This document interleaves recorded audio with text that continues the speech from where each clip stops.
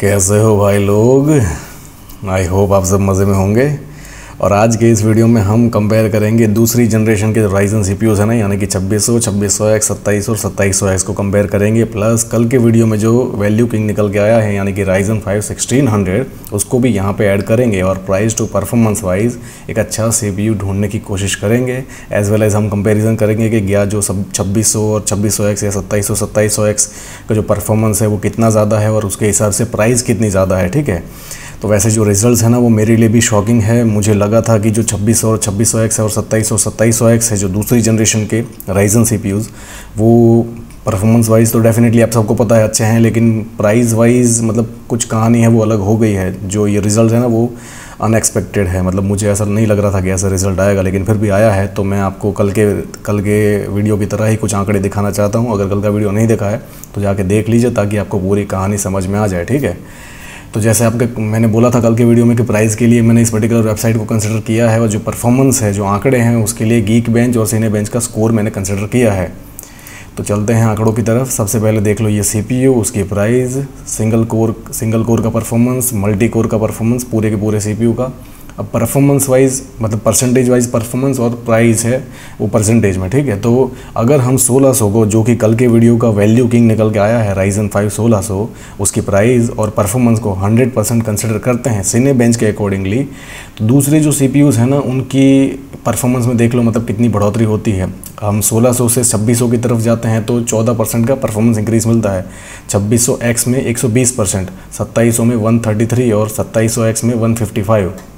लेकिन प्राइस में यहाँ पे अगर 100% कंसिडर करते हैं ना तो 2600 में सीधा जंप लगता है 140 का, उसके बाद 166 का, उसके बाद 205 और 240। ठीक है, मतलब अगर 2700X के साथ जाते हैं तो 155 परफॉर्मेंस बूस्ट मिलेगा, यानी कि ऑलमोस्ट डेढ़ गुना से ज़्यादा, लेकिन प्राइस दुगने से भी ज़्यादा। ठीक है, ऑलमोस्ट 2.5 गुना देखना यहाँ पे। और प्राइस टू परफॉर्मेंस वाइज ये मैंने परसेंटेज निकाला है तो सबसे नंबर 1 पे तो हमारा 1600X ही है, 1600 है। और उसके बाद आता है 2600 जो कि 81%, फिर 72, फिर 65 दोनों के दोनों 65 पे रहते हैं। ठीक है, मतलब 2700X में जो परफॉर्मेंस मिलता है ना price to performance same to same रहता है। ठीक है, प्राइस जितनी बढ़ती है उतना ही परफॉर्मेंस बढ़ता है। लेकिन ये दूसरे जो सीपीयूज़ हैं उनमें प्राइस टू परफॉर्मेंस वाइज कहीं ना कहीं वीक है और 1600 से अगर कंपेयर करें तो सारे के सारे वीक हैं। ठीक है, ऐसे ही ये गीक बेंच का है। अब जैसे मैंने बताया यहाँ पे परफॉर्मेंस देख लो इतना बढ़ रहा है, 150 तक आते हैं, 100 से लेकर 150 तक। ठीक है, लेकिन प्राइस वाइज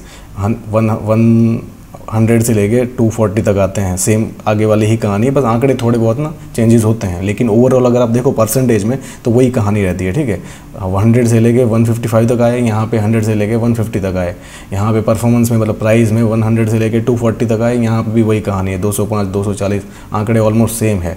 तो अब इनका अगर हम एवरेज निकालते हैं ना तो सीपीयू प्राइस और फाइनल प्राइस टू परफॉर्मेंस में सबसे नंबर 1 पे हमारा 1600 ही रहता है। 6 कोर 12 थ्रेड वाला सीपीयू। कल के वीडियो में मैंने बोल दिया था कि कोई भी ऐसी चीज़ नहीं है कंज्यूमर लेवल की जो 6 कोर 12 थ्रेड के साथ नहीं हो सकती। ठीक है, चाहे हम वीडियो एडिटिंग की बात करें, गेमिंग की बात करें, इमेज एडिटिंग की बात करें, ऑडियो एडिटिंग की बात करें या कुछ भी। ठीक है, अब उससे भी ज़्यादा अगर आपकी रिक्वायरमेंट है तो फिर डेफिनेटली आप इन सीपीयूज़ के साथ जा सकते हो। ठीक है, 2 कोर ज़्यादा मिलेगी, 4 थ्रेड आपको ज़्यादा मिल जाएगी। लेकिन फिर मुझे मतलब मैं अपने हिसाब से बता रहा हूँ कि प्राइस टू परफॉर्मेंस को देखें ना तो इतने परफॉर्मेंस को बढ़ाने के लिए इतनी ज़्यादा प्राइस देना क्या सही होगा? आप खुद सोच के देखिए। ठीक है, तो अब मेरे ये अकॉर्डिंग टू मैं बता रहा हूँ अपने हिसाब से कि प्राइस टू परफॉर्मेंस वाइज ये चारों के चारों सीपीयूज़ है ना वो कुछ खास इतना इम्पैक्ट नहीं डाल पाए हैं। दूसरी जनरेशन में हाँ डेफिनेटली हम मतलब इम्प्रूवमेंट किया है, 14 नैनोमीटर से 12 नैनोमीटर पे आ गए हैं, क्लॉक स्पीड बढ़ गई है, ओवरऑल सीपीयू का परफॉर्मेंस भी इंप्रूव हुआ है। लेकिन आज इंडिया में जो प्राइस चल रही है ना दोस्तों, मैं उसके हिसाब से बता रहा हूँ। हो सकता है किसी और का वीडियो देखो, ऑल ओवर द वर्ल्ड बहुत सारे यूट्यूबर्स ने जो कंप्यूटर टेक यूट्यूबर्स है ना उन्होंने ऐसे वीडियोज़ बनाए हैं और उनमें उन्होंने मतलब कंपेयर टू जैसे 1600 और 2600 का कंपैरिजन करें ना तो उसको लेने के लिए हाँ बोला है, क्योंकि उनकी कंट्री में प्राइस टू परफॉर्मेंस में इतना डिफरेंस नहीं है। मतलब जितना परफॉर्मेंस बढ़ता है ना, जैसे 15% परफॉर्मेंस बढ़ा तो प्राइस है वो भी 15, 16 या 17 या 18% ही बढ़ती है। तो उस हिसाब से अगर देखो मतलब इंडिया में भी अगर ऐसी प्राइस चल रही होती ना तो मैं डेफिनेटली मैं भी आपको बोलता कि ले लो। लेकिन अभी जो प्राइस चल रही है ना हमारे भारत में उसके हिसाब से मैं बात कर रहा हूँ। ठीक है, तो उनकी बहुत सारे ऐसे वीडियोज़ आप देखोगे जिसमें वो लोग रेकमेंड करते हैं और वो उनकी कंट्री के हिसाब से जो प्राइस चल रही होती है ना उस हिसाब से बोलते हैं कि 1600 से मतलब अगली जनरेशन में जाना क्या सही होगा 2600 पे? वो लोग बोलते हैं कि हाँ लेना चाहिए, लेकिन मैं अपने देश की जो बात कर रहा हूँ, जो प्राइस यहाँ पे चल रही है ना, उस हिसाब से ये डिसीजन सही डिसीजन नहीं होगा। अगर हम इन दोनों की ही बात करें, इन दोनों को ही कंपेयर करें, 1600 को और 2600 को, बिल्कुल पिछली जनरेशन का CPU अगली जनरेशन का CPU, तो देखो प्राइस में कितना डिफरेंस है, 11,820 रुपये, 16,599 रुपये। परफॉर्मेंस में डिफरेंस कितना है, 15%, ठीक है, लेकिन प्राइस में 40%। तो जैसे मैंने कहा कि हम एक जनरेशन से दूसरी जनरेशन पे जब जंप करते हैं तो ओवरऑल इंप्रूवमेंट होते हैं, मतलब जो आर्किटेक्चर है उसे चेंज किया जाता है या बहुत सारे इंप्रूवमेंट किए जाते हैं। तो जैसे हम Ryzen 1 से 2nd पे आए तो 14 से 12 नैनोमीटर पे आ गए, ओवरऑल इंप्रूवमेंट हुआ है परफॉर्मेंस में भी, ठीक है, क्लॉक स्पीड में भी इंप्रूवमेंट हुआ है, परफॉर्मेंस में भी इंप्रूवमेंट हुआ है। लेकिन जो प्राइस अभी चल रही है ना, उसके हिसाब से ये सही बात नहीं है, मतलब इतने ज़्यादा पैसे देना इतने कम परफॉर्मेंस के लिए, ठीक है। जैसे आप देख सकते हो 1600, 2600, प्राइस 11,820 रुपये, 16,599 रुपये, ठीक है। परफॉर्मेंस है वो 100 कंसिडर करें तो यहाँ पे 115 ओवरऑल CPU का परफॉर्मेंस इतना बढ़ता है, 15% इंप्रूवमेंट है।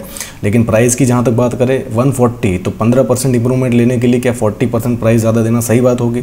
आप खुद ही सोच के देखो, ठीक है। और यहाँ पे मैं ओवरऑल CPU की बात कर रहा हूँ, किसी एक पर्टिकुलर सिनेरियो की बात करें ना, ये जो 15% का जो इंप्रूवमेंट कह रहा हूँ ना ओवरऑल, अगर हम गेमिंग की बात करें, मैंने बहुत सारे ऐसे बेंचमार्क देखे हैं जहाँ पे गेमिंग में मैक्सिमम ना 6 फ्रेम ज़्यादा मिलती है। कितनी? 6 फ्रेम। तो जब आप गेम खेल रहे होंगे 100 फ्रेम, मतलब 100 या 110 के आसपास चल रही होगी, तो दूसरे सिनारियो में आपको 6 फ्रेम ज़्यादा मिले तो वहाँ पे क्या आप नोटिस कर पाओगे? मतलब 6 फ्रेम आप कोई नहीं कर पाएगा ना, सीधी सी बात है। पहले तो नोटिस कर पाओगे या नहीं, और अगर कर पाओगे तो उतनी फ्रेम ज़्यादा लेने के लिए क्या इतने पैसे ज़्यादा देना सही बात है? ठीक है, कोई नोटिस नहीं कर पाएगा। अब जब आप गेमिंग कर रहे हो, टोटली उस जोन में हो, तो आप 6 फ्रेम वहाँ पे गिनने जाओगे उस पर्टिकुलर 1 सेकंड में। एवरेज जो फ्रेम ज़्यादा मिलती है, 6 फ्रेम ज़्यादा मिलती है, यहाँ पे मान लो कि 100 मिलती है, यहाँ पे 106 मिलती है, तो आप 6 काउंट करने जाओगे उस पर्टिकुलर 1 सेकंड में? सीधी सी बात है ना, नहीं करेंगे। तो इसलिए मैं कह रहा हूँ कि इतने मतलब परफॉर्मेंस के लिए इतने ज़्यादा पैसे देना सही बात नहीं है। अगर हाँ यहाँ पे मतलब प्राइस है वो 120% भी होती ना, तो भी मैं आपको बोलता कि कोई बात नहीं, ले लो, ठीक है। 118 से 120% का भी अगर इंप्रूवमेंट होता ना प्राइस में, तो भी मैं बोलता कि चलो कोई बात नहीं, अच्छी बात है। लेकिन अगर इन दोनों को, मैंने ऐसा भी बेंचमार्क देखा जहाँ पे इन दोनों को एक ही क्लॉक कर दी गई, मतलब ये इनके क्लॉक में बाय डिफ़ॉल्ट फ़र्क है, ठीक है। यहाँ पे जैसे देख सकते हो 3.2, 3.4, टर्बो 3.6, 3.9 1 पे, और ओवरऑल 3.4 और 3.7। लेकिन अगर दोनों को ही ओवरक्लॉक करके 4 गीगाहर्ट्ज़ पे ले जाया जाए ना, तो इनके परफॉर्मेंस में रत्ती भर का भी डिफरेंस नहीं है। मैं सीरियसली कह रहा हूँ, ठीक है।